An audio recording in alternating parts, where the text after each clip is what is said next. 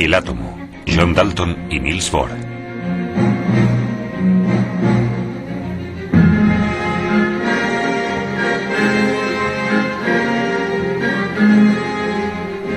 El universo, infinitamente extenso y fascinante. Un cosmos lleno de enigmas que desde hace siglos cautiva a la humanidad. Generaciones de científicos han intentado explicar lo inconcebible. En busca del origen de la materia, se funden las barreras entre el saber científico y los modelos de pensamiento filosófico. Hace más de 2000 años, los filósofos de la antigua Grecia intentaron indagar en los misterios de la naturaleza y acuñaron un término que habría de cambiar el mundo: el átomo, lo indivisible, la unidad más pequeña posible e indivisible de la naturaleza, aunque nunca demostraron su existencia. 2000 años después, la observación meticulosa de la naturaleza descubrió la existencia de regularidades. Los fenómenos naturales podían explicarse, describirse y en ocasiones preverse. Aún se dio un paso más. Se idearon experimentos. La naturaleza se resumió en cifras. El método científico había nacido. John Dalton, usando estos métodos, confirió a la idea de átomo un significado científico. A diferencia de los creadores griegos del concepto, no se conformó con suposiciones. Sirviéndose de una báscula, intentó descubrir las regularidades en reacciones químicas. Dalton definió los elementos químicos como materias que poseen un valor atómico propio, de átomos igual de grandes e igual de pesados. Dalton representó los átomos mediante círculos. Los átomos no cambian cuando se produce una reacción química, solo se reordenan. Cómo están unidos unos átomos con otros, Dalton solo podía especular, porque nunca pudo verlos. A partir del espesor de una película de aceite, se determinó ya entonces el tamaño de un átomo. Su tamaño era inferior a 1/1000ª de un centímetro, microscópico, por tanto. El siglo XIX simboliza una época de progreso técnico y científico. El hombre comprendió que podía beneficiarse de los conocimientos que había adquirido sobre la naturaleza. Se apoderó de los tesoros de la tierra y alumbró la oscuridad.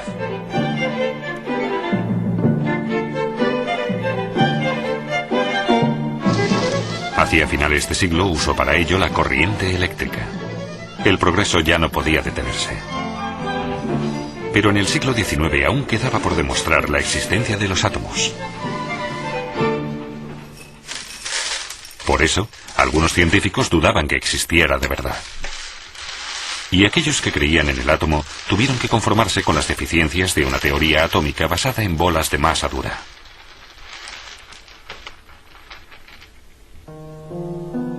Había algunas observaciones que sencillamente no tenían explicación. ¿Qué determina la estructura de los cristales? ¿Cómo se realizan los enlaces químicos? ¿Qué da color a las cosas? Estas y otras preguntas quedaban sin responder. Al final, todo indicaba que los átomos, a pesar de su significado inicial, sí que eran divisibles, que están formados por partículas aún más pequeñas.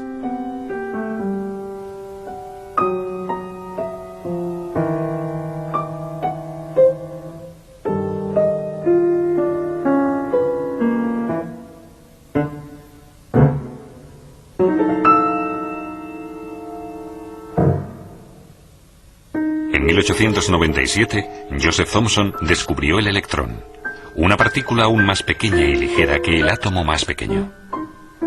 En 1904, Thomson desarrolló un modelo atómico que establecía el electrón como un elemento constitutivo fundamental. Según este modelo, los electrones cargados negativamente están rodeados de una masa de materia cargada positivamente, similar a las pasas en la masa de un pastel.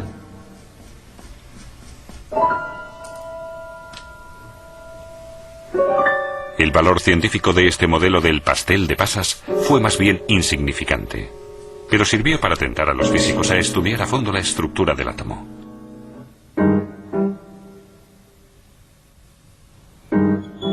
En efecto, Joseph Thomson atrajo a muchos jóvenes científicos interesados en trabajar en su laboratorio de Cambridge.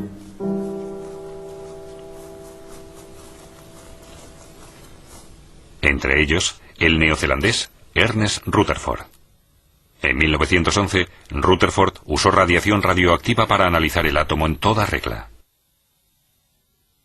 Bombardeó con partículas alfa cargadas positivamente una finísima lámina de oro que a su vez estaba formada de unos cientos de capas de átomos. Sorprendentemente, solo unas pocas radiaciones sufrieron desviaciones. La mayoría atravesaron la lámina sin trabas. De este experimento, Rutherford dedujo que los átomos no podían ser una bola de masa, sino que la mayor parte de un átomo era espacio vacío. Solo en casos muy aislados, en los que los rayos rebotaban, parecían chocar con algo. A partir de estas observaciones, Rutherford desarrolló su modelo atómico. Así pues, casi toda la masa del átomo se concentra en un minúsculo núcleo de carga positiva que está rodeado de electrones. Para que el núcleo no atraiga los electrones de carga negativa, estos se desplazan en una órbita semejante a los planetas alrededor del Sol. No obstante, el modelo de Rutherford presentó un fallo determinante. De acuerdo con las leyes del electromagnetismo, los electrones alrededor del núcleo debían emitir energía constantemente y en consecuencia precipitarse contra el núcleo.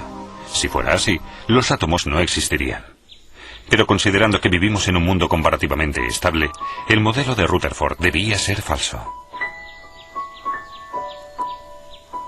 La idea decisiva para resolver este problema la tuvo en 1913 el físico danés y alumno de Rutherford, Niels Bohr.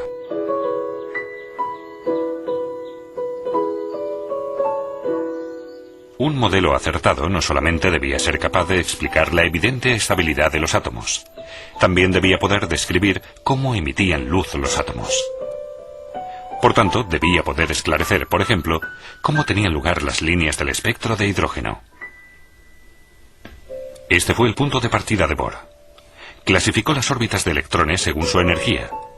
Un radio mayor significaba más energía, uno más pequeño, menos energía. Cuando un electrón cae de una órbita exterior a una interior, pierde energía que desprende en forma fotón. Como luz de una energía específica, lo que se plasma como una línea clara en el espectro. El modelo de Bohr únicamente permite que los electrones se sitúen en las órbitas más cercanas al núcleo, donde por tanto no emiten energía.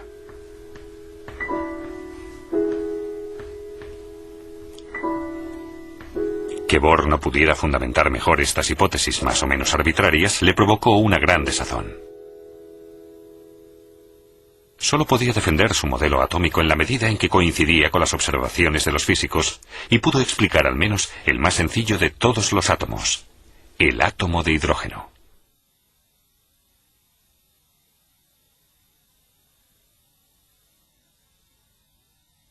En los años 1915 y 1916, el físico muniqués Arnold Sommerfeld amplió el modelo de Bohr definiendo las órbitas de los electrones como elípticas. El conocimiento adquirido sobre la estructura del átomo permitió entender la base física de los sistemas periódicos en los elementos químicos.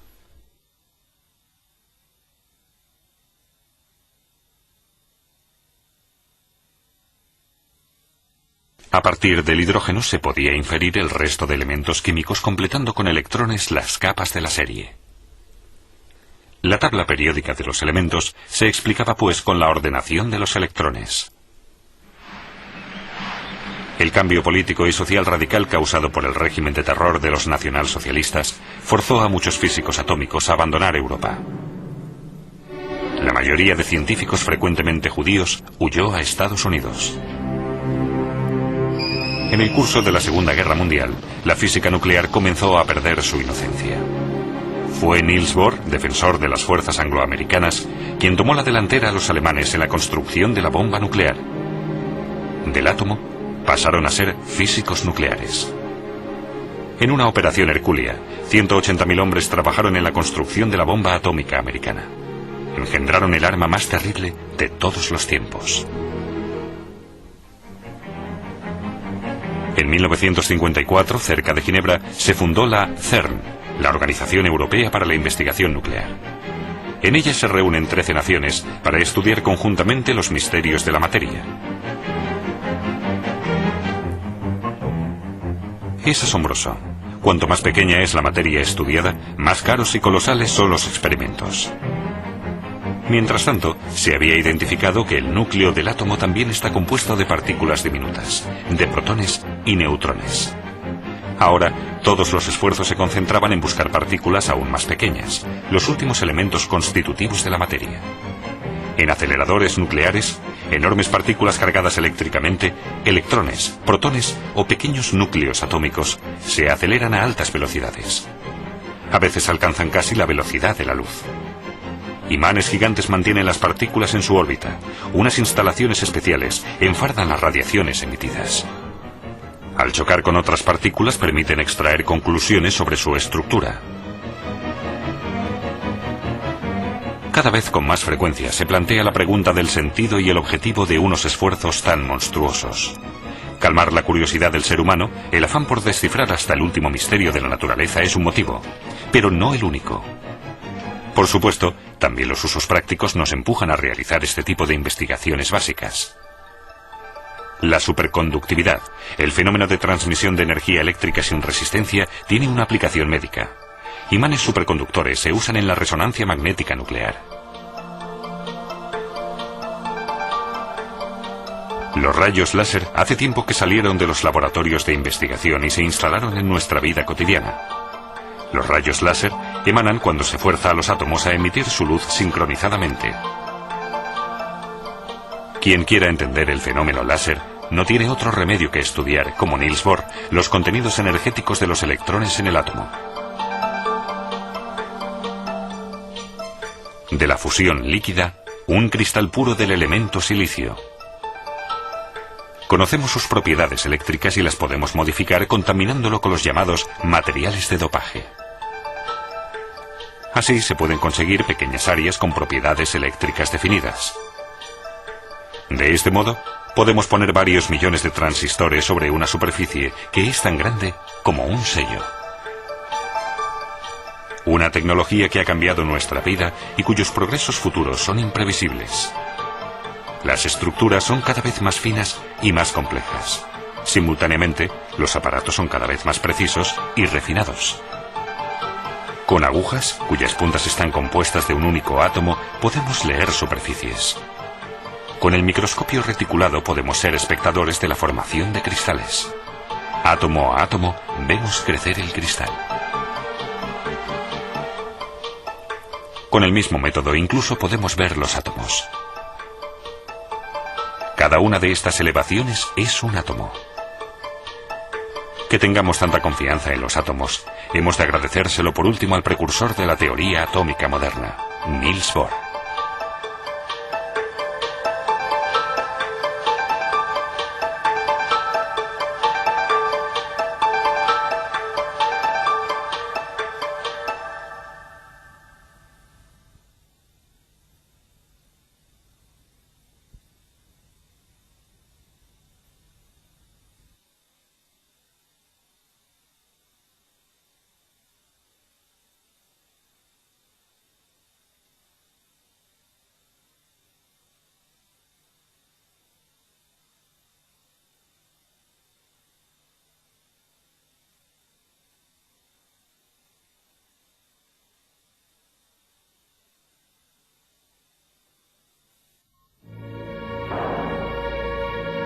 Grandes genios e inventos de la humanidad.